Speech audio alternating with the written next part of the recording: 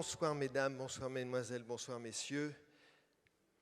Ma plus grande satisfaction est d'avoir réussi à grimper ces marches pendant toute la saison sans tomber. Et je vous garantis que c'est un peu casse-gueule. Mais c'est exprès. C'est pour essayer de vous faire rire. Mais bon, il faut que je m'entraîne à tomber sans danger. C'est notre dernière réunion de la saison. François Chandernagor, malheureusement, ne pourra pas venir comme nous l'avions espéré après-demain parce que, bon, son médecin lui prescrit le repos, enfin le repos physique au moins, puisqu'elle avait des problèmes de genoux, comme moi aussi, comme beaucoup d'entre nous. Elle ne fait pas de longe-côte, puisque dans la Creuse, on ne peut pas faire de longe-côte. Tandis que si elle venait à la Baule, elle pourrait au moins faire du longe-côte.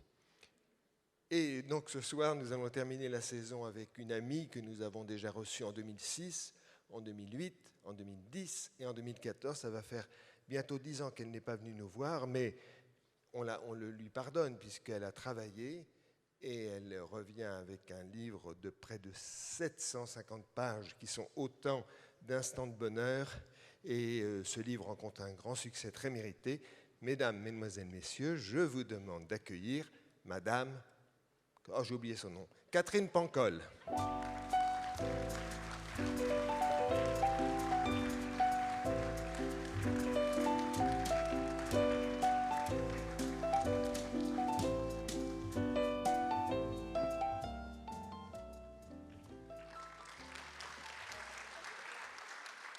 Ben oui, parce que vous êtes éblouis, pas par moi, mais par les lampes. C'est parce que notre conversation va être enregistrée.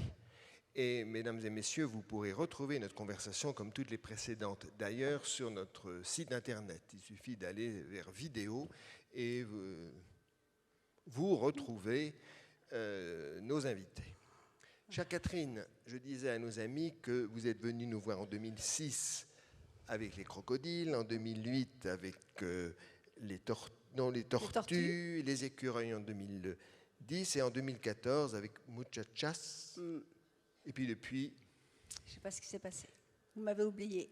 Je ne vous ai pas oublié, mais j'étais en train de vous lire.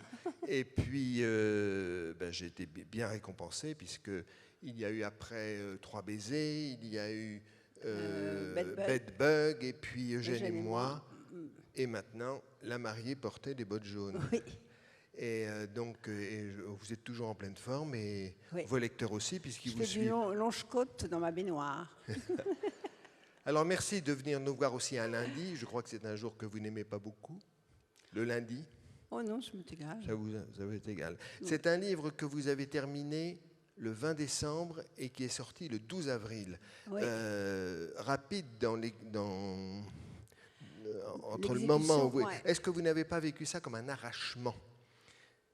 Puisque vous viviez avec vos personnages et tout d'un coup... Bah oui, ils ne sont plus là. Ils ne sont plus là, mais moi je continue quand même je pense à eux parce que d'abord on m'en parle tout le temps, donc je pense à eux et on ne les lâche pas comme ça. Le personnage principal, c'est un livre dont je dirais qu'il tient à la fois de Balzac et de Colette. Oh. Je vais partir, je crois, ça me suffit. Non, parce que Balzac, vous racontez la société d'aujourd'hui. C'est très documenté. Tout ce que vous racontez est vrai dans les renseignements que vous donnez.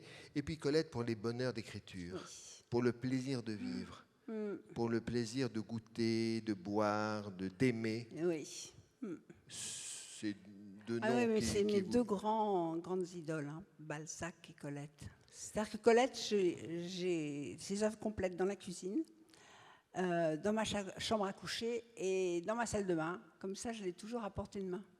Et je l'ouvre n'importe où et je relis. Et je trouve qu'il y a peu de gens qui écrivent comme elle. Il y a beaucoup de personnages dans ce livre, mais le personnage principal, c'est un vignoble bordelais qui s'appelle Berléac. Et je voudrais commencer par lire, vous savez que j'adore lire tout haut, parce qu'en fait je lis très mal, mais pour qu'on vous entende aussi, pour qu'on entende votre voix, c'est Ambroise de Berléac qui parle de son vignoble. J'ai une alliée qu'il est en train de perdre. dans le livre. Hein. Et voici ce qu'il dit. « J'ai une alliée de taille, ma vigne, mes raisins, ma terre que je broie à pleine main et respire. De Berléac vient toute ma force. Je ne te vendrai jamais.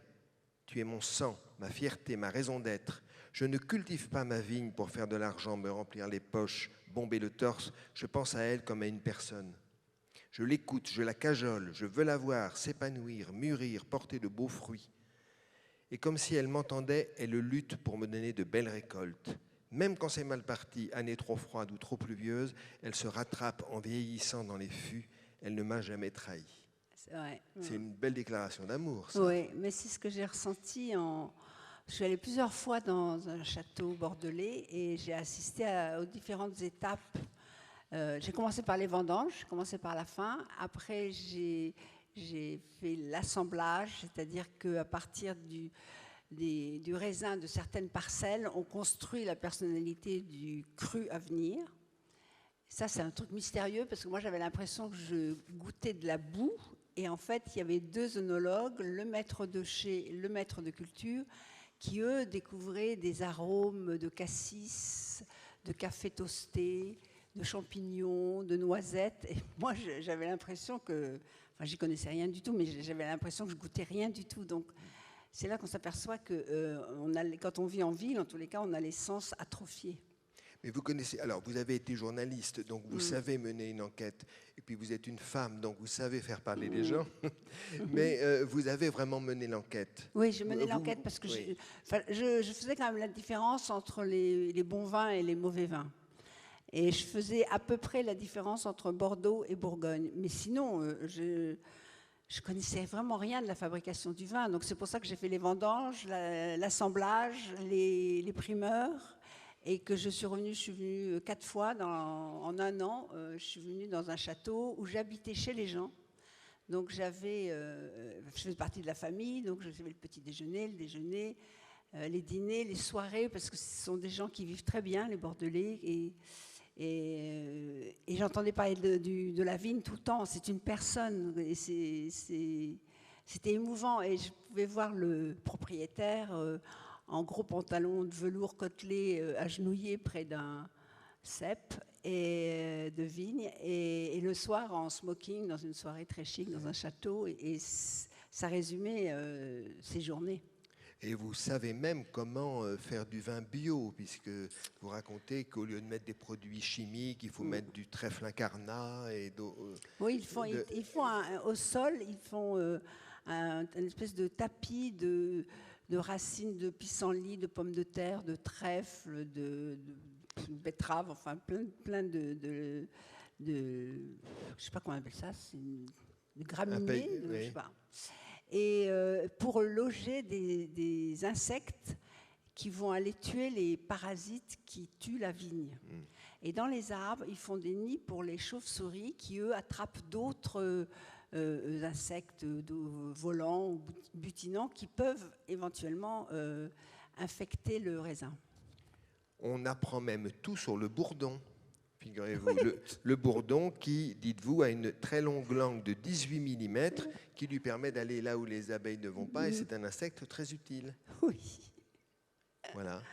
Et donc pour montrer quand même le sérieux de l'enquête que vous avez menée. Oui, c'est passionnant. Plus vous rentrez dans les détails, plus vous zoomez sur la réalité, plus vous dites c'est incroyable comment la nature est faite, ou comme même l'humain est fait.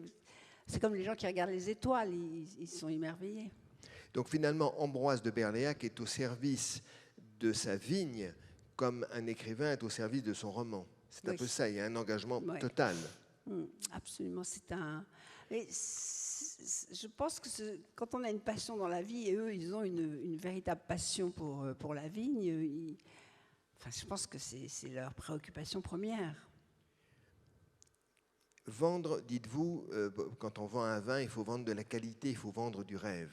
Pareil, c'est la même chose pour vous, pour un roman. Il faut vendre du rêve, de la passion. Alors, je sais pas, ça, je suis pas... C'est le mot vendre qui me... Je pense que... Proposer, si vous préférez. Pourquoi on écrit? C'est la grande question. On écrit pourquoi? Moi, je sais que j'écris pour me raconter des histoires. J'écris parce que, depuis que je suis toute petite, je m'endors le soir en me racontant des histoires. Et donc, je pense que c'est très bizarre d'ailleurs, parce que je ne pense jamais que le livre que je suis en train d'écrire va être lu et acheté par d'autres personnes que moi. Je pense que je suis la seule lectrice quand j'écris. Je me raconte une histoire. Donc, je ne pense pas du tout que je vais être publiée. C'est bizarre, non mais c'est vrai. Hein. Il y a un moment où je me dis, bon, et puis il y a des conditions externes qui font qu'on me dit, bon, il sera prêt quand ton livre, quand est-ce que tu veux le sortir, voilà. Après, c'est l'éditeur qui me rappelle à l'ordre que ça va être vendu, mais sinon, je continue, comme quand j'étais enfant, à me raconter une histoire. Vos personnages sont très forts, très marqués, très typés, très présents dans l'esprit des lecteurs, comme dans le vôtre, je suppose. Comment s'impose-t-il à vous? Est-ce que c'est en écrivant, c'est en rêvant, comme vous venez, en vous endormant le soir? Balzac, il disait qu'on écrit en flânant. Comment ça se passe? C'est que moi, je fais ça depuis tellement longtemps maintenant que c'est comme respirer. Je commence, en tous les cas, ce qui se passe quand je... Enfin, c'est compliqué, après, parce qu'il faut vraiment que je décortique quelque chose par exemple, je ne sais pas comment j'avance un pied pour marcher, hein, donc c'est à peu près ça. Tout d'un coup, il y a un sujet qui vient me chercher, parce que ce n'est pas moi qui décide que je vais écrire une histoire qui se passe dans le Bordelais, c'est le sujet qui, un jour, s'impose à moi. Et donc, à force d'aller dans ces châteaux, parce que j'allais souvent faire des rencontres, des signatures, des conférences organisées par la librairie Mola à Bordeaux. Et quand je dormais, le libraire me faisait toujours dormir dans des châteaux magnifiques, dans des propriétés incroyables. Et donc j'écoutais ce que les gens racontaient, et j'écoutais les différentes étapes de la vigne. Et donc, je ne sais pas, c'est devenu un personnage, la vigne. Et un jour, je me suis dit, tiens, je ferais bien une histoire qui se passe là. Et surtout, il y a une autre chose qui m'a marquée, mais ça fait longtemps qu'on m'a fait cette réflexion. Vous savez, c'est très drôle, quand on écrit, il y a des choses qui remontent et qui ont 10 ans, 20 ans, 30 ans. Quand j'habitais à New York, j'avais un copain metteur en scène qui m'avait dit, vous êtes bizarres les Français, parce que vous avez quand même les paysages les plus beaux du monde, vous avez les châteaux les plus beaux du monde, vous avez la capitale la plus belle du monde, vous avez le savoir-faire, le savoir-vivre le plus beau du monde, et vous ne l'exploitez pas à l'écran. Et c'est vrai que les Anglais, ils ont fait Downton Abbey, qui a été vu dans le monde entier, et les Américains sont les premiers à filmer New York et tout ça. Et quand à force d'aller à Bordeaux, je me suis dit, mais on a un trésor national et on n'en parle pas tellement dans les livres. Bon, il y a Mauriac qui a parlé un peu des Landes et des fougères. Donc l'idée est arrivée comme ça. À partir du moment où j'ai l'idée, il faut évidemment créer des personnages. Donc moi, je commence toujours par les personnages. La première qui est arrivée, c'est Aliénor, 74 ans, qui monte encore en Amazone, à cheval, tous les jours, qui est un personnage assez brusque, qui à la fois qui parle de manière très ampoulée, très révérencieuse, et en même temps qui peut déclarer des choses d'une brutalité totale. Quand son fils lui apprend qu'il est amoureux et qu'il va donc divorcer de sa femme, et elle lui dit, mais c'est pas possible, tu peux pas faire ça. Moi, j'ai supporté toutes les maîtresses de ton père, et il dit, mais moi, je suis amoureux, et elle lui répond, ah, c'est comme ça que tu appelles tes érections. Donc c'est à la fois, et j'aime bien les personnages qui sont riches de plusieurs langages, de plusieurs comportements. Donc Aliénor est arrivée en premier, après il y a eu... Et les personnages se présentent à moi comme si je faisais une répétition sur scène d'une pièce de théâtre. Donc je les vois arriver, et à chacun, donc je me dis, bon, quel âge il a, où est-ce qu'il a fait ses études, qui sont ses parents, quel a été son premier chagrin d'amour, est-ce qu'il a été malade enfant, est-ce qu'il avait des rêves, quelle est sa faille, voilà. Donc il y a eu Aliénor, Ambroise, après il a fallu que je trouve une femme à Ambroise, bon, combien il a eu d'enfants, Et petit à petit, je construis mes personnages. Et je les construis dans les moindres détails, parce que j'ai remarqué que si je laisse échapper un détail, c'est ce détail-là qui va ressortir des dizaines de pages après, et je serai coincée parce que je ne l'ai pas envisagé. Mais les personnages évoluent tout au long du livre. Oui, au début, on a une vague, on les connaît vaguement, mais c'est comme les relations dans la vie. Je sais à peu près qui ils sont, mais je ne sais pas très bien. Et c'est en écrivant que je vais faire vraiment connaissance avec eux. C'est-à-dire qu'au départ, moi je détestais Aliénor, Oui. par exemple, elle m'énervait, et puis on apprend à la connaître. Ambroise aussi, paraît un peu fada, rigolo, mais enfin un peu léger, un peu... Non, c'est un bon vivant. Oui, c'est un bon vivant, bon. On est content Oui, pour non, lui, mais d'accord. enfin, un moi, peu je suis pas lâche. d'accord. Ah non, il n'est pas lâche. Il est comme beaucoup d'hommes, il a du mal à prendre une décision. Ah bah oui, surtout avec les femmes. Oui, surtout Parce qu'avec les femmes, il est nul, franchement. Il n'est pas nul. Non, il n'est pas nul. Non, il a été nul avec Estelle, il a été nul avec Jacqueline. Ah non, Estelle, il est nul avec qui l'a rembarré. Son premier amour. Son premier amour, il avait 14 ans. Donc et il a été mauvais avec sa femme Jacqueline. Oui, mais enfin, en cadeau de divorce, il lui offre un hôtel particulier à Bordeaux et il s'occupe d'elle et il la traite très bien. C'est juste les variations du cœur qui font qu'ils ont été séparés. Mais non, moi j'ai beaucoup de respect vous le pour Ambroise. Défendez, vous le défendez. Moi je défends tous mes personnages. Est-ce qu'il y a quelques-uns de vos personnages que vous... Parce qu'il y a des méchants, il y a des salauds dans votre livre. J'aime bien les salauds aussi. Oui, comme auteur, c'est agréable. Ah, c'est très agréable, ouais. Mais là, vos méchants sont vraiment très méchants. Oui, il y a un méchant très méchant et il y a un méchant un peu falot, pour le coup. Le fils de Paul de Brest. Le fils, oui. Oui. Non, mais c'est la nature humaine. Vous avez si le monde était peuplé de gens gentils... il n'y aurait pas de roman. Poutine n'existerait pas. Oui, voilà. Mais... il n'y aurait pas de roman. Hein. Mais c'est amusant de se disputer pour un... Enfin non, on ne se dispute pas, mais de ne pas être d'accord sur un personnage de roman, ça veut dire qu'il est réussi. Déjà, puisque vous avez votre idée, et ceux d'entre vous qui ont lu le livre ont également leur idée sur chacun de vos personnages. Et donc, donc ils évoluent. C'est-à-dire que vous les créez, mais après, vous ne faites pas de plan. Est-ce que vous faites un plan, pardon, pour... Ah non, parce que si je devais faire un plan, ça voudrait dire que chaque jour, je sais ce que j'ai à écrire, donc je m'ennuierais terriblement. Parce que une fois que j'ai bien mes personnages dans la tête, mais pas tout à fait, mais je commence mon histoire. Alors là, c'est l'autre miracle qui arrive, c'est que moi, j'ai toujours la première scène qui me tombe dans la tête. Moi, j'ai l'impression, quand j'écris, que j'ai des pancartes qui tombent dans la tête. Vous voyez, et la première scène, je suis dans une voiture, parce que je monte dans la voiture, dans ces cas-là, entre deux enfants à l'arrière, et devant moi, j'ai la nuque d'un homme et les cheveux d'une femme.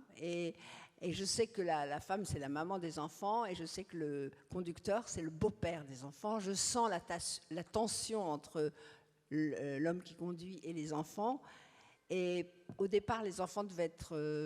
les enfants, par exemple, je ne savais pas très bien qui ils étaient, mais dans cette voiture qui roule assez vite sur une départementale, j'entends parler les enfants, donc j'écris, et je me dis, mais ils sont magnifiques, ces enfants, ils ont une originalité... Ça veut dire que les enfants, ils ont eu le temps de fermenter dans ma tête et qu'ils se sont fait... C'est ça qui est intéressant aussi. Ils se sont fait une personnalité et là, tout d'un coup, je me suis attachée terriblement aux enfants qui ont pris une importance qui n'était pas prévue au départ. Donc, si je savais d'avance ce qui allait se passer, par exemple, ces enfants n'auraient pas pu se développer de cette manière. Éric Emmanuel Schmitt, que nous recevions il y a 15 jours ou 3 semaines, prétend que les romans préexistent et que le rôle Absolument. du romancier est d'aller les chercher. Je suis bien d'accord. Mais parce que moi, c'est vraiment ce qui se passe. Je pense que le roman vient me chercher, je dis OK, je le suis, et qu'après, moi, j'ai l'impression d'être très souvent un scribe. Oui. Que le roman, il est déjà écrit et que moi, j'écris ce que je perçois qui me tombe dans la tête. Mais c'est vrai. Hein. Vous transcrivez, oui, mais pour ça, il faut de la discipline. Ah oui, ça c'est obligatoire. Ouais. Donc tous les jours. Moi, c'est tous les jours, dans l'après-midi, de 14h à 19h, voire 19h30. Quand votre chien vous laisse le temps de finir votre phrase. Non, c'est-à-dire que mon chien, il a compris qu'à 19h30, c'était grande promenade, et le matin, grande promenade. Et donc, à 19h15, il arrive au pied de mon bureau, et il se met dans une position, il me regarde fixement, et je sais que voilà, il va falloir que j'arrête. Et alors, ce qui marque aussi je vais dire tous vos personnages pour aller vite, mais c'est qu'ils veulent une vie plus grande que celle qu'ils ont. Pas tous, non. Les personnages les plus marquants, par exemple, quand Gwendoline, Ambroise demande à sa fille, Gwendoline, que veux-tu à la fin? Et elle répond, attraper le vent. Ça, c'est quand son petit copain lui demande. Ah oui, son petit copain, pardon. Ils fondaient son père et son petit copain. Page 383. Mais elle a 16 ans, donc à 16 ans, on a envie des choses les plus grandes du monde. Si à 16 ans, le rêve, c'est de devenir postière ou employée à la CAF, il faut s'interroger. Vous citez Victor Hugo, le plus grand ennui, c'est d'exister sans vivre. Oui. Et vos personnages veulent vivre. Oui. La plupart. Là, franchement, oui, mais c'est pas parce que c'est-à-dire que moi, par exemple, quand je croise des gens dans la rue, je me dis, ils le savent pas, mais ils sont morts là. Ils continuent à avancer, mais ils n'ont plus de rêve, ils n'ont plus d'envie, ils sont résignés. Et pour moi, la résignation, c'est comme être mort, quoi. Sauf qu'ils continuent à marcher encore. Donc mes personnages, ils ont envie ils ont envie de vivre. Mais c'est pas un défaut. Non, mais vous parlez d'Ambroise qui commence sa vie par un voyage aux États-Unis, et justement, là, il est enivré par toutes les possibilités qui s'offrent à lui. Et quand il rentre en France, sifflé par sa mère, rappelé par sa mère pour s'occuper de Berléac, il a encore cet appétit de vivre, non?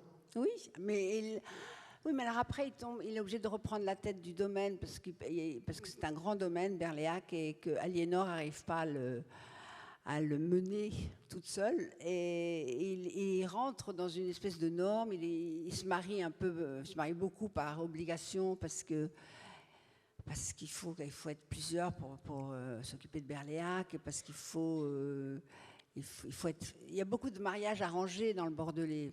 Donc il se marie pour faire plaisir à sa mère. Donc il perd un peu ses rêves les uns après les autres, mais il a toujours cette envie de vivre. C'est ça que j'aime bien. Il n'est pas résigné du tout, Ambroise. Et puis il y a aussi des personnages qui se trompent de vie ou qui en ont assez de leur vie. Par exemple, la deuxième femme d'Ambroise, qui s'appelle Anaïs, qui était mannequin. Et vous racontez le malheur d'être un mannequin. Elle est très malheureuse de ce métier. Oui. Mais parce que quand j'étais journaliste, donc j'étais journaliste à Paris Match et à Elle, c'était l'avantage de pouvoir rencontrer des gens très très très différents. Et j'ai fait beaucoup dans les années, je ne me rappelle plus, 80-90, j'ai fait beaucoup de portraits de ces femmes qui étaient emblématiques, genre Claudia Schiffer, qui était la plus connue, qui faisait rêver des millions d'hommes. Et quand je faisais des portraits d'elles, enfin il y en avait d'autres, et quand je faisais les portraits de ces femmes, je passais derrière dans les coulisses, c'est-à-dire que je voyais comment se passait une photo une photo de mode, comment traiter le mannequin, parce que c'est quand même des bêtes à photo, et je me disais, ces filles qui sont tellement belles et qui en même temps sont traitées comme du bétail, quoi. On sourit, redresse-toi, penche la tête, non, pas comme ça, allez, vas-y, montre-moi un sein. Ça. Et moi, j'étais là et je me disais, mais c'est horrible. Mais ça se voit pas. Le résultat, c'est la photo, donc c'est le résultat qui compte. Et ça, c'est encore un truc, c'est-à-dire que ça fait depuis longtemps que j'ai arrêté le journalisme, et j'ai été longtemps journaliste. Mais c'est revenu, et quand j'ai eu le personnage d'Anaïs dans la tête, j'ai pensé à toutes ces filles que j'avais connues. Et en plus, ça ne dure pas très longtemps, la carrière de mannequin, donc ça veut dire qu'il faut qu'elle trouve assez vite un mari riche, parce que même, alors il y en a qui gagnent énormément d'argent, mais il y en a qui gagnent quand même beaucoup moins d'argent. Et donc j'étais toujours impressionnée par la différence de leur quotidien et de ce que les gens imaginent qu'elles vivent. Parce qu'Anaïs est une petite dure. Enfin, du moins, elle a dû s'endurcir pour résister à tout ça. Elle dit « J'ai appris à me prêter sans me donner, à ricaner, à calculer. Je trouvais les hommes superficiels, petits, mesquins, si prévisibles. Je me suis amusée beaucoup, mais jamais je n'ai été émue. » Et donc, on la retrouve, quoi, elle a 40 ans. Oui, elle a 42 ans. Elle a 42 ans, sa vie est défaite. Sa vie est défaite. Elle n'a pas une vie, elle a pas une vie horrible. Non, Elle mais vit elle n'a dans pas- un château, elle n'a pas de problème d'argent, elle a un amant sur place, enfin, elle est pas, elle est libre, elle peut faire ce qu'elle veut.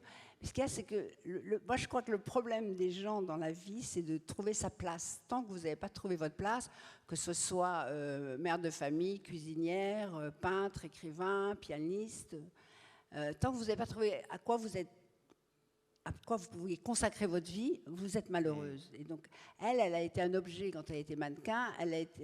Ambroise l'a épousée parce qu'elle était très belle. Son amant, là, il la saute parce qu'elle est très très belle. Mais elle ne sait pas qui elle est. Elle n'a pas trouvé sa place. Et il y a un moment, elle a 42 ans, où elle se dit, mais à quoi je sers dans la vie? Il y a quand même un moment où on se pose cette question, et qu'est-ce que j'ai fait de mes 42 ans déjà? Et elle aime pas tellement sa fille, enfin elle l'aime pas même. Enfin c'est pas qu'elle l'aime pas, c'est qu'elle est indifférente à sa fille. Elle se fiche de vivre dans un très très beau domaine, dans un beau château. C'est quelqu'un qui a pas de désir, voilà. Donc et elle va prendre conscience de ça, qu'elle a pas de désir. Il y a beaucoup, enfin tous vos personnages, je trouve, ont dans vos livres des défis à relever. Tous, pratiquement. Et par exemple, Aliénor, vous remarquerez, mesdames et messieurs, que je cherche des citations dans un livre qui fait 750 pages, donc il faut que je tombe pile poil au... Alors pour ça, quelquefois, je flotte un peu. Mais enfin, Aliénor dit qu'il faut adhérer au présent, triompher du passé, relever la tête et affronter la vérité, ne plus fuir. Non, c'est Gilbert qui dit ça. Gilbert qui dit ça? Oui. Mais C'est un peu Aliénor ça. pourrait dire ça. Aliénor, oui. Ouais. Ouais. Donc ça. Non mais alors si pour raconter une histoire, il faut que l'histoire ait des rebondissements et qu'il se passe quelque chose. Si vous prenez quelqu'un, encore une fois, qui a une vie terne, monotone et qui se répète tous les jours, vous pouvez, mais ça va être difficile. La plupart des romans, c'est ça, vous savez. Des romans français. Oui, c'est ça. Oui, mais pas quand vous lisez Balzac, par exemple. Non, voilà. Vous voyez, Balzac, c'est Rastignac qui dit Un loup de Paris.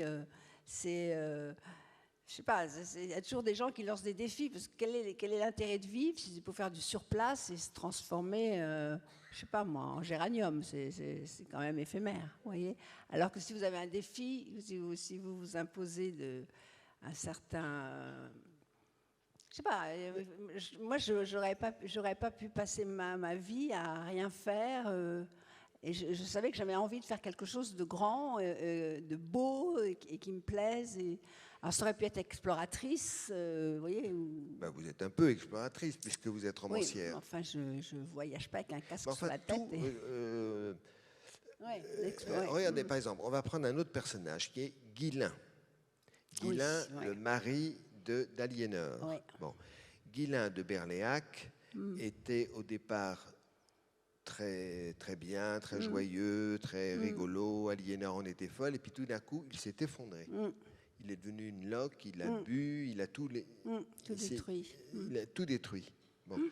Et puis à la fin, il meurt, enfin même au début, il meurt, et puis il laisse une lettre à sa femme qu'elle retrouve longtemps 25 ans après. plus tard. Et voici ce qu'il dit dans cette lettre. C'est du pancol, c'est pancolissime. La vie n'est pas une flaque, ou alors il faut y sauter à pieds joints pour qu'elle éclabousse. La vie est une vague haute, menaçante, qui nous ratatine ou nous sublime. La vie vaut la peine d'être vécue quand elle nous dépasse, qu'elle nous fait plus grand, plus fort, etc. Oui, ça, vous aimez ça. C'est tout ce que vous aimez. Ben oui. Oui, non, mais je sais pas. Enfin. Non, mais c'est tout. C'était juste cette remarque en passant. Parce que tout, et c'est pour ça que vos livres sont tellement encourageants, toniques et nous aident à vivre, c'est que on rencontre des personnages qui sont pas terribles au départ, c'est-à-dire qu'ils sont comme nous, terriblement humains, et ils rencontrent des drames qui les font se grandir. Oui, ou pas. Ou qu'il les faut au contraire. Oui, c'est ça. Oui. Parce qu'il y en a qui évitent l'affrontement, qui évitent la difficulté, mais à force d'éviter, ça vous revient toujours. C'était le cas de Joséphine dans Les yeux jaunes du crocodile. C'est le meilleur cas qu'on puisse trouver, parce que Joséphine, elle pense qu'elle vaut rien, qu'elle n'est rien, qu'elle n'arrivera à rien. et que c'est normal que tout le monde lui marche dessus. Or, c'est une chercheuse au CNRS spécialisée dans le XIIe siècle, qui a passé l'examen le plus difficile, c'est HDR, où elle a écrit une thèse de 7000 pages, ce qui n'est quand même pas donné à tout le monde, mais elle pense toujours qu'elle n'est rien du tout. Mais ça, c'est un gros problème des gens qui passent leur temps à se diminuer. Et là, vous avez également un des personnages principaux qui est Muriel, qui est la sœur d'Ambroise, qui, elle aussi, pense qu'elle ne vaut pas grand-chose parce qu'elle n'a pas été aimée par sa mère. Ça, c'est encore un autre problème. Oui. Ouais. Ça revient aussi assez souvent dans vos livres, les enfants qui ne sont pas aimés, qui ne sont pas regardés.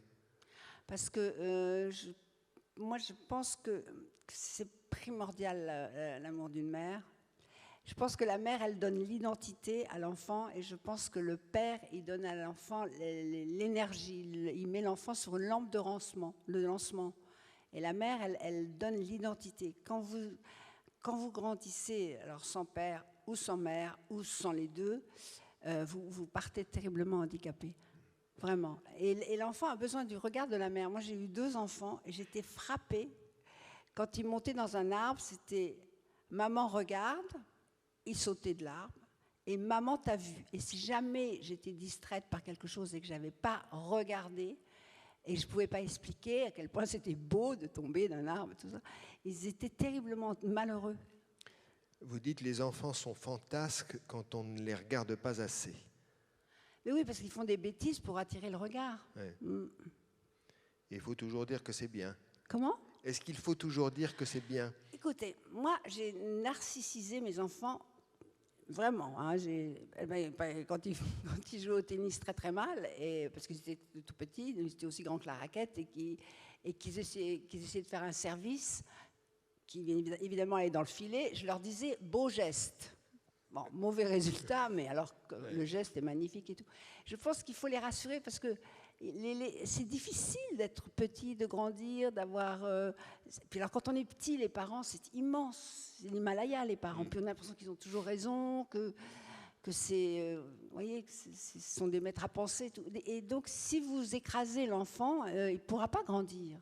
Donc, on comprend pourquoi Muriel, qui est donc la mariée aux bottes jaunes, n'a pas été élevée par sa mère. On ne va pas dire pourquoi. N'a pas été aimée par sa mère. Elle a été élevée, mais pas aimée. Oui, parce qu'il y a évidemment Alors, l'autre secret de l'histoire d'un roman, en général, c'est que chaque personnage doit avoir une faille, un secret, quelque chose d'inachevé. Vous voyez, c'est...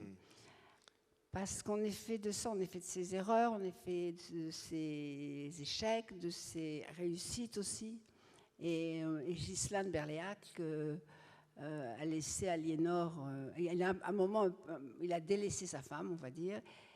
Et bon, je ne vais pas raconter la suite, mais il y a une raison pour laquelle Muriel n'a pas été aimée, sauf qu'elle ne sait pas pourquoi. Elle est obligée de grandir, elle va comme je te pousse, parce que sa mère lui dit un jour, je ne vous aime pas, je ne t'aime pas, quoi. Alors, Muriel a 2 enfants qu'elle laisse au début du livre devant la grille du château, India et Louis, et ce sont deux caractères extraordinaires. Oui. 2 enfants très avancés, très attachants. Et par exemple, Louis, qui a 8 ans et demi, pose une question à sa grand-mère. Et sa grand-mère lui dit « Tu es trop petit pour que je te réponde. Oui. » Et il lui répond « Non, je ne suis pas trop petit, c'est toi qui es trop petite puisque tu refuses de me répondre. » Oui, c'est ça. Mais il a raison. Vous aimez ça, l'insolence? Enfin non, du moins... L'impertinence. C'est ça. Oui. Mais il a raison. Oui. C'est très bête de dire à un enfant « Tu es trop petit ». Ça veut dire quoi? Oui. C'est toi qui es trop petite puisque tu ne veux pas me répondre. Oui. Mais il a raison. Oui. Et d'ailleurs, le malheur où ils sont, puisqu'ils sont abandonnés par leur mère après avoir perdu leur père, les fait grandir plus vite que les autres. Oui, je pense. Oui. Oui. Et surtout, ils ont assisté à la lente dégradation des rapports entre leur père et leur mère. Donc, un enfant qui voit des parents se disputer et s'affronter, parce qu'ils en étaient arrivés là quand même, Lewis et Muriel, et il ne peut pas comprendre, parce que c'est son père qu'il aime plus que tout au monde, sa mère qu'il aime plus que tout au monde, et normalement, ça devrait... Et il pense que les parents sont faits uniquement pour s'occuper des enfants. Un enfant ne pense pas qu'un père a pu rencontrer qu'un père a pu rencontrer la mère, tomber amoureux. Non, là, pour un enfant, c'est papa est fait pour moi et maman est sur terre pour moi. Donc, quand il voit que ça marche pas, il se pose beaucoup de questions et vous savez, c'est la fameuse histoire on demandait à Hemingway, Monsieur Hemingway, que faut-il pour devenir écrivain, et il disait une enfance malheureuse. Et ces deux enfants, c'est pas tellement qu'ils ont eu une enfance malheureuse, mais ils ont eu une enfance où ils se posaient beaucoup de questions, donc ils sont obligés de grandir plus vite que les autres. Il y a une qualité que vous aimez aussi beaucoup, c'est le courage, le cran.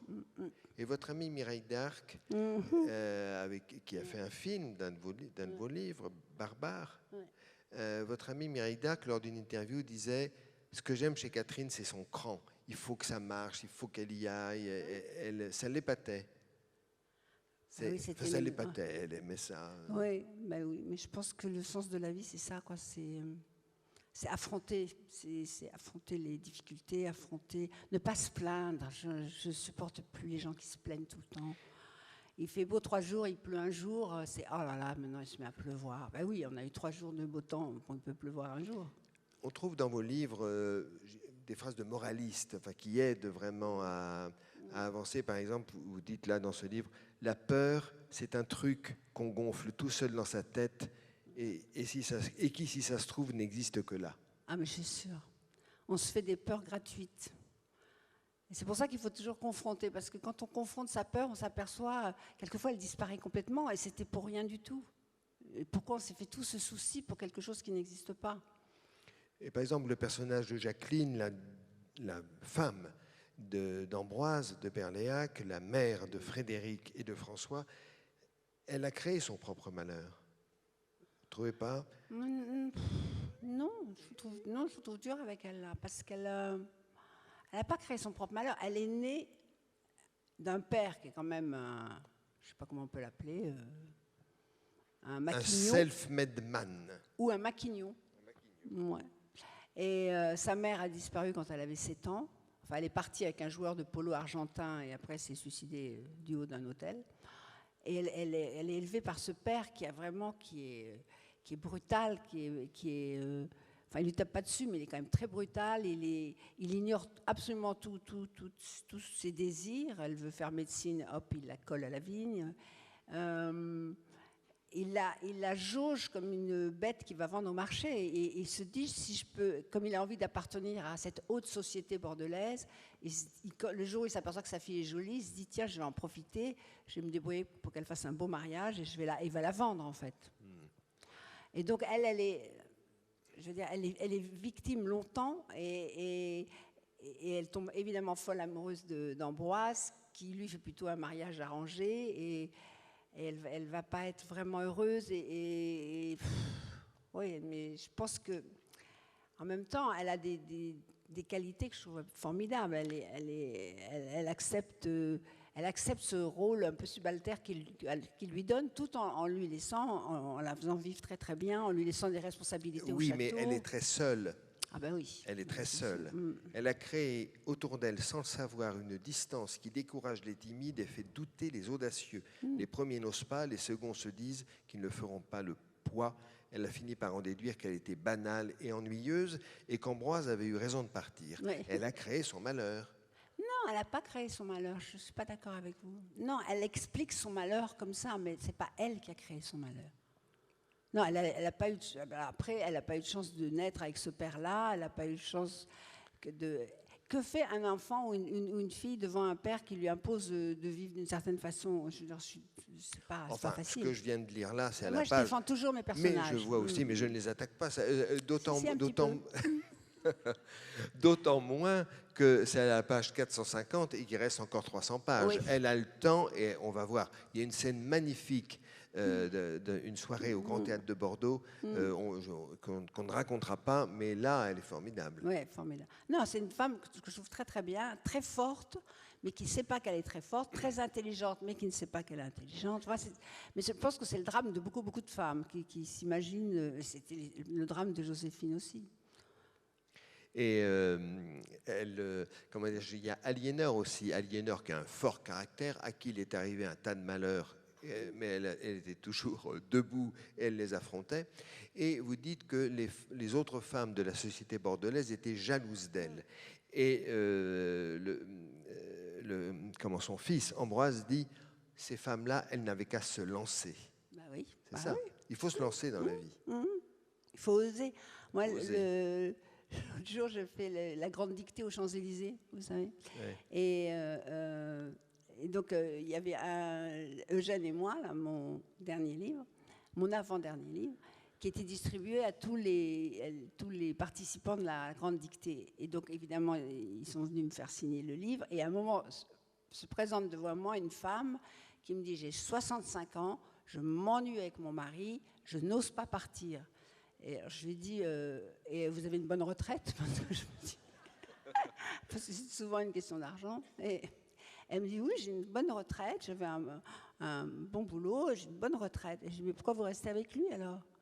Elle me dit « J'ose pas. » Je dis « Essayez, vous verrez. » Ben oui. C'est vrai, j'ai signé et j'ai mis « Osez et vous verrez. » Parce que j'ai dit « Au pire, vous partez, mais vous pouvez vivre, vous n'êtes pas à la rue. » Non, ben voilà, essayez. Ça y est. Vous allez faire... Ah ben bravo. Oui, mais c'est horrible d'avoir une fille. Ben oui. En plus, on sentait que ça la rendait terriblement triste quoi, oui. de vivre avec cet homme qu'elle n'aimait pas, qui elle devait s'ennuyer. Alors, je les imaginais tous les deux en train de manger leur soupe sans parler devant la télévision. Et je me disais, waouh, c'est quand même pas un destin. Par exemple, c'est pas un destin, ça. Non. Mais Jacqueline, par exemple, vous savez ce que dit Jacqueline ? Jacqueline dit « Je suis morte, je fais de la figuration dans ma propre vie. » Ben oui. Un peu comme Joséphine, d'ailleurs. Oui, mais moi, je suis frappée. Moi, je parle avec beaucoup de gens, et donc avec beaucoup de femmes, et je suis frappée de ce que les femmes n'osent pas aller au bout de leurs désirs.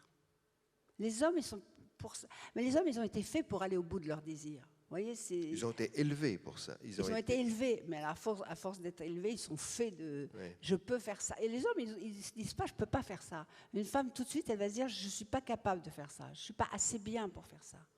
Et ça, je trouve que c'est le truc le plus injuste entre un homme et une femme.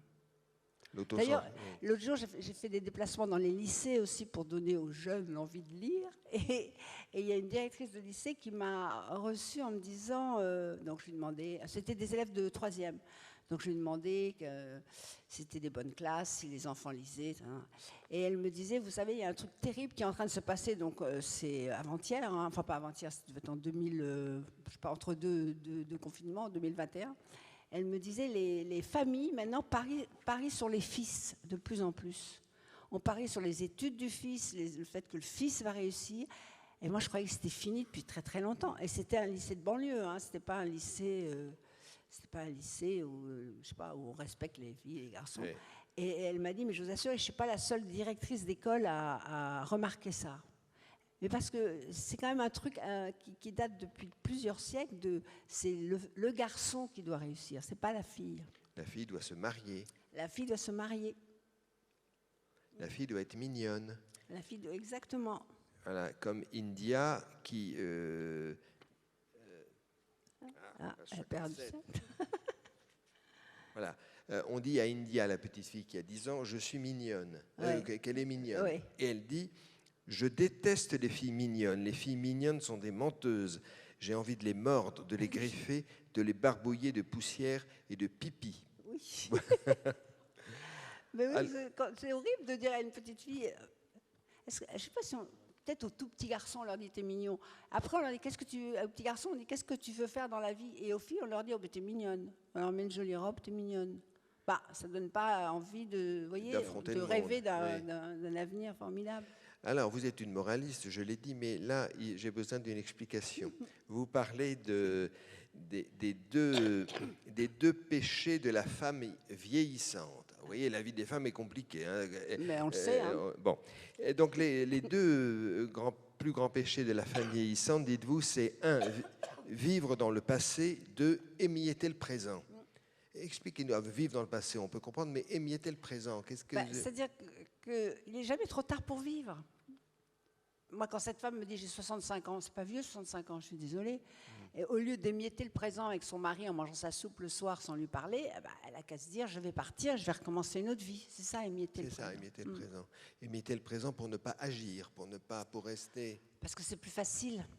Enfin, c'est plus facile, je sais pas. Et alors, au contraire, Muriel, donc la mère d'India et de Louis, a une formule formidable. Ça, qu'on peut adopter tous comme devise, c'est « si c'est pas maintenant, c'est quand ». Oui, j'adore. Mais c'est pas elle qui l'a trouvé, c'est un rabbin. Oui, mais elle l'a adopté. Oui. C'était... attendez, le début, c'est « je suis seule », parce qu'on est tous seuls dans la vie, quoi qu'on pense. Toute seule, je fais quoi? Non, si je m'aime pas, qui va m'aimer? Très important. Toute seule, je fais quoi? Si c'est pas maintenant, c'est quand? Voilà. Si je ne suis pas pour moi, qui le sera? Voilà. Moi tout seul, je fais quoi? Si ce n'est pas maintenant, c'est quand? Ouais. Page 75. Mais c'est trois très bons principes. Il paraît qu'il s'appelle Hillel, le rabbin. Il a passé toute sa vie pour sortir ces 3 phrases, mais qui sont quand même très, très bien. Oui. Et non, mais c'est pour vous dire qu'il y a dans ce livre, il y a de quoi s'exalter, il y a de quoi halter, parce que les pages tournent à toute vitesse. Il ne faut pas tourner à toute vitesse parce qu'il y a des petits trésors qui sont cachés au coin des paragraphes. Par exemple, celle-ci, page 515. Ce ne sont pas les infidélités qui tuent un couple, c'est le silence. C'est bien vrai. C'est vrai. Ah si. C'est-à-dire, je te suis infidèle, je te le dis.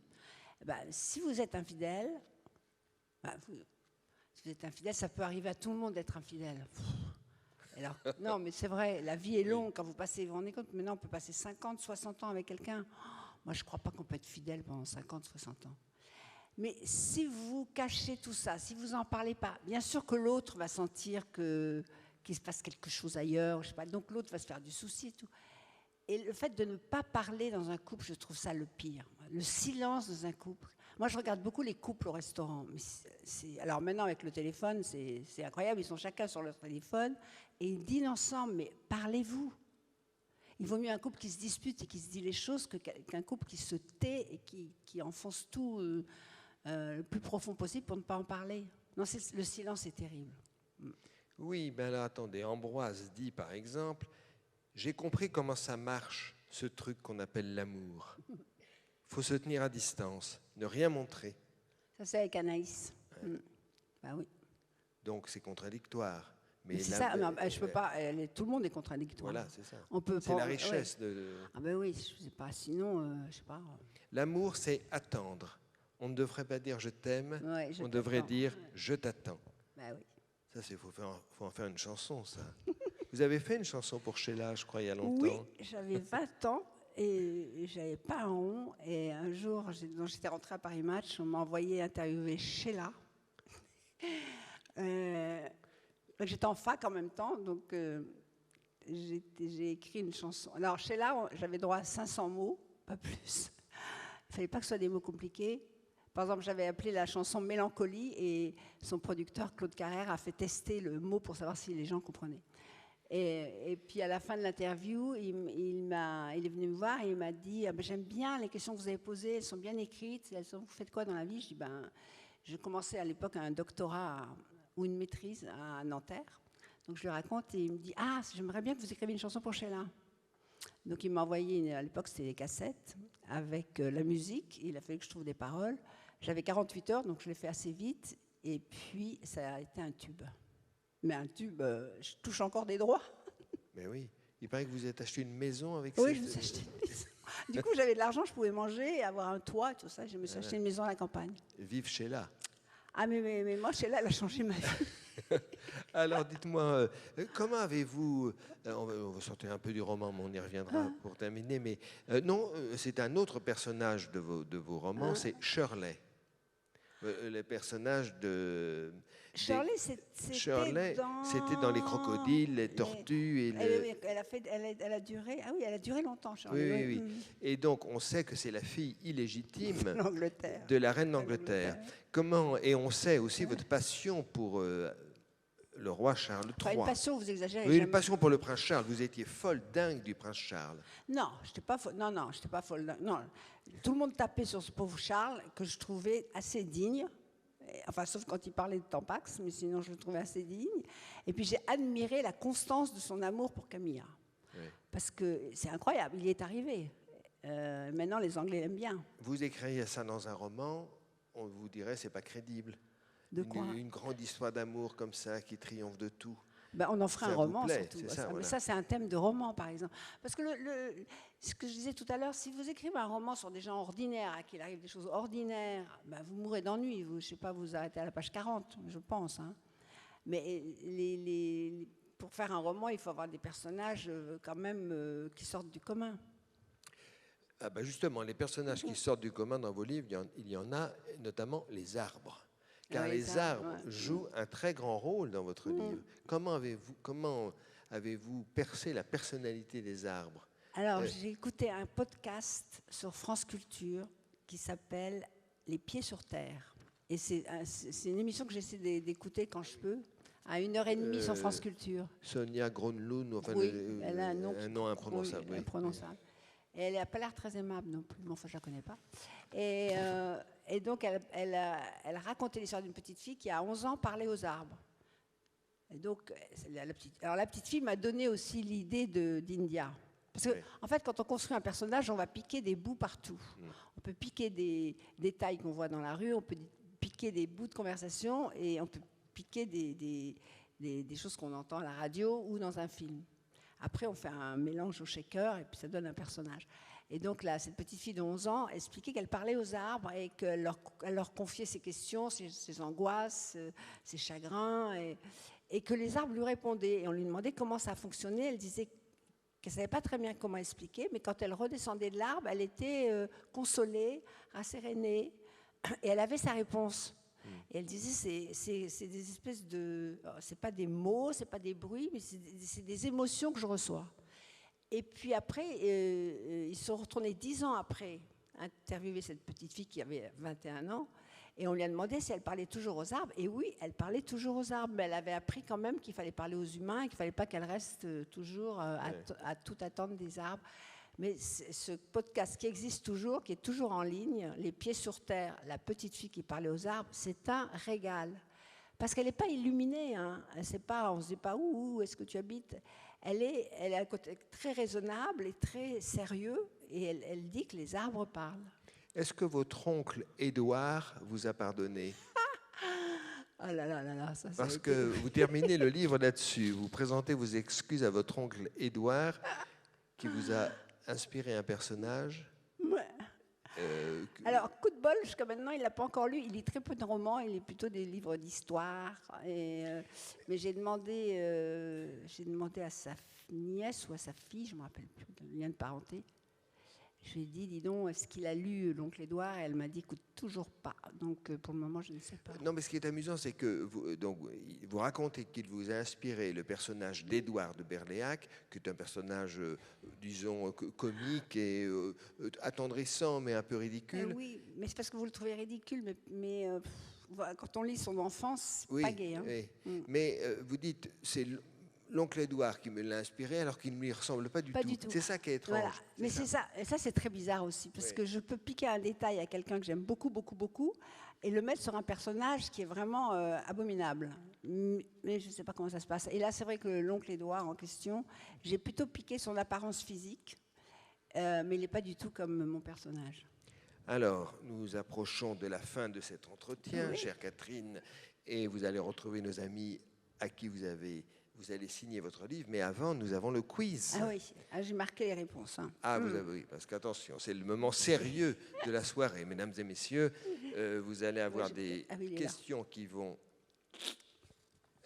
s'afficher sur l'écran et auquel Catherine va répondre. Ah ouais. Pourquoi écrivez-vous des livres alors qu'il est si agréable de ne rien faire? Alors, je peux rien faire pendant 1 jour, 2 jours, 3 jours, mais ça me manque. L'écriture me manque. Moi, je pense que ça fait très très longtemps que j'écris, que c'est devenu comme respirer. Mais là, par exemple, vous avez terminé, le livre est sorti le 12 avril, donc vous n'écrivez pas en ce moment, vous remplissez la Non. citerne, comme on dit. Je remplis la citerne, oui. Mais est-ce que comment ça va se passer pour le prochain livre? Vous allez, là, vous êtes en promo, comme on dit, enfin, vous allez voir vos lecteurs, Ouais, c'est-à-dire vos amis, mais à la fin du mois, vous Ça allez s'arrête. rentrer chez vous. Et là, vous attendez que ça revienne, ou comment ça se passe? Alors, il y a les premiers frémissements, mais ça commence maintenant déjà. C'est-à-dire que je remarque des choses et je les prends en note. Mais des tout petits détails. Et les détails, c'est très, très, très important. Donc, je remarque des détails. Alors, j'ai des carnets et j'écris. Alors, je mets la date, où j'étais, pour que je puisse bien me souvenir après. Ou alors, je fais des photos. Et j'écris. Et je commence par une moisson de détails. Je dois vous dire, mesdames et messieurs, je vais révéler quelque chose. Nous avons déjeuné ensemble sur la plage, Catherine et moi, tout à l'heure, et vous avez repéré un monsieur qui soulevait son t-shirt. Oui. C'était horrible parce qu'il était de dos, ça allait. Puis tout d'un coup, il a dû se gratter, il a relevé son t-shirt et j'ai aperçu l'arrêt des fesses avec un bourrelet. Et je me disais, mais que c'est horrible. Et je me disais, voilà, au lieu de dire qu'un personnage est gras et moche, voilà, c'est un détail. On montre ça. Voilà. C'est beaucoup plus compliqué parce qu'il faut écrire les 3 lignes qui décrivent l'action. Mais ça y est, c'est imprimé dans la tête du lecteur. Donc si on lit ça dans un de vos prochains livres, on saura ce que vous avez remarqué à la Baule. Hein. Deuxième question, de quoi avez-vous besoin pour écrire? De quoi j'ai besoin pour écrire, j'ai besoin d'être en forme physique. Oui. Parce que je trouve que c'est épuisant d'écrire, vraiment. Et c'est pour ça que j'écris souvent à la campagne ou enfermée dans un endroit. Et je me couche tôt le soir. Et aussi, je sors avec des copains ou aller au cinéma ou au théâtre.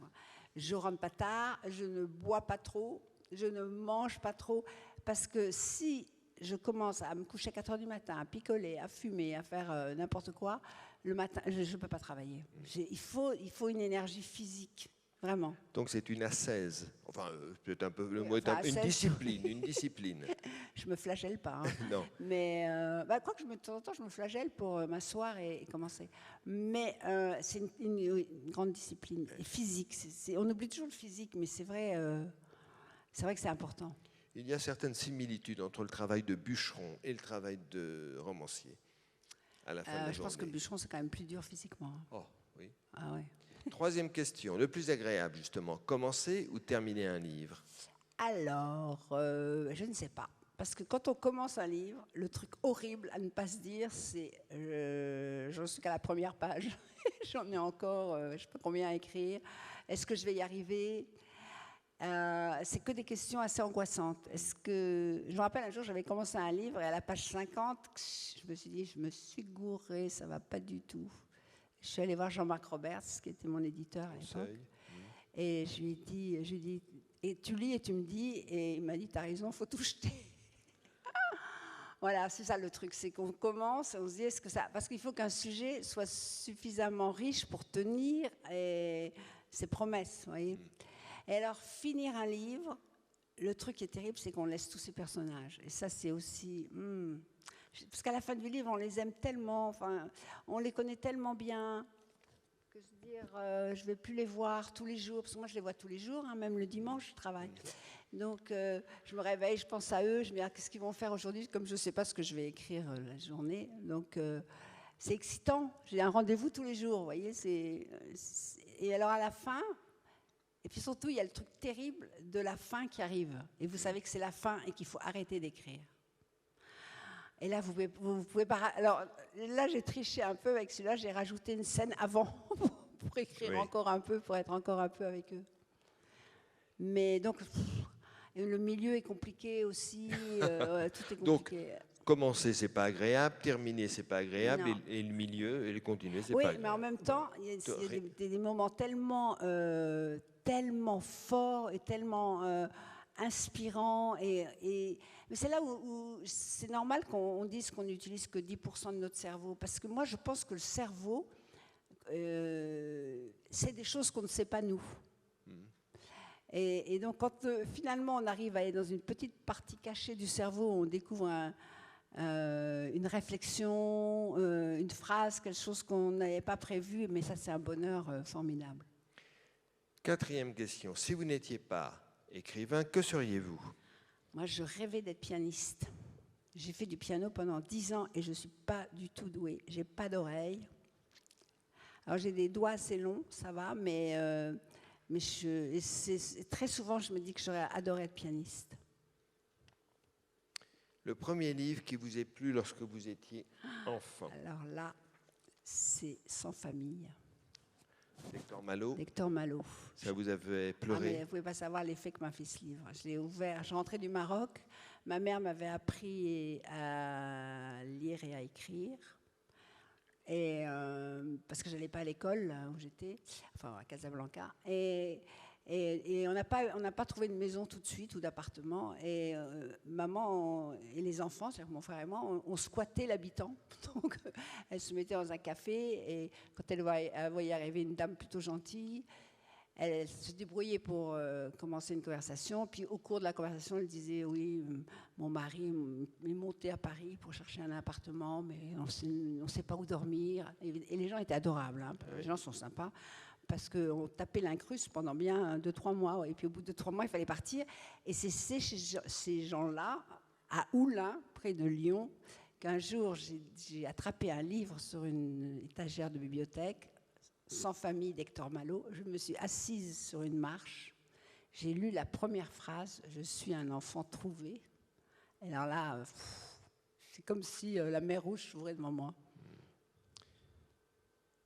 Le livre qui vous a donné envie d'écrire, est-ce que c'est également Sans famille? Non. Ah non, parce que quand j'étais enfant, je ne pensais pas une seconde. Je lisais énormément, mais je ne pensais pas une seconde que j'allais écrire. Ça me paraissait impossible. Mais c'est un livre que j'ai lu, alors je ne me rappelle plus quelle année que c'était, qui s'appelait Ragtime de Doktorov. Oui. Ça a été un éblouissement. Parce que les Américains, ils ont une manière d'écrire qui n'est pas du tout française. Les Américains, ils écrivent avec des détails, des images, des couleurs, des bruits. On est tout de suite dedans. Les Français, il faut toujours qu'ils fassent des grandes dissertations sur la liberté, l'amour, l'argent. Vous voyez ? Des analyses. Des analyses. Oui. Alors que les Américains, ils se débrouillent pour faire passer des idées avec justement des détails, des mots concrets. Et c'est pour ça que Simenon, il disait toujours, écrivez avec des mots concrets, parce que sinon on s'ennuie un peu. 7e, le livre qui vous décourage d'écrire. Alors moi je suis découragée quand je lis Balzac et Colette. Et pourtant vous les lisez. Ah oui, je les lis parce que moi je ne suis pas découragée par des gens meilleurs que moi. Hein. Je suis découragée parce que je me dis que je n'écrirai jamais aussi bien que Colette, qui écrit comme... Colette, mais c'est des petits bonbons à sucer. Hein. N'importe quelle page de Colette, moi, je suis émerveillée par ses mots, par son langage, par ses petites réflexions, la manière dont elle fait parler les personnages. Et puis Balzac, c'est la société. Il avait un cerveau incroyable, celui-là. Il a parlé de tous les milieux sociaux. Personne n'a jamais aussi bien parlé des femmes que Balzac. Personne. Il connaissait le cœur des femmes et le tempérament des femmes et la conduite des femmes mieux que tout le monde. Avant-dernière question. Quel est votre personnage de roman préféré? Là, j'ai eu du mal, hein, parce qu'il y en a tellement. Et en fait, j'ai pensé à comment ça s'appelle en anglais, en français, Orgueil et préjugés. Oui, de Jane Austen. De Jane Austen. Pride and Prejudice. Pride and Prejudice. Et le personnage que je trouve absolument formidable, c'est Elizabeth Bennet. Parce qu'elle est à la fois, elle est à la fois intrépide, féministe et en même temps amoureuse. Et donc, j'adore le mélange. Et enfin, dernière question. Quel livre offririez-vous à un enfant? Les Trois Mousquetaires. Les Trois Mousquetaires. Ouais. C'est le livre qui revient à peu près tout le temps. C'est vrai? Oui. Mais moi, c'est le premier livre que j'ai fait lire à mes enfants et du coup, ils ont adoré lire. Mais c'est formidable, il y a tout, quoi. Très bien. Merci beaucoup, chère Merci, Catherine cher Pancol. Stéphane. Vous allez... La soirée continue puisque vous allez pouvoir retrouver vos amis et je voudrais terminer cette soirée par une phrase de Catherine Pancol. La seule façon de faire durer l'amour, c'est de cacher aux gens qu'on les aime, dites-vous. Eh bien, c'est faux puisque nous, on vous aime et on vous le dit. Merci.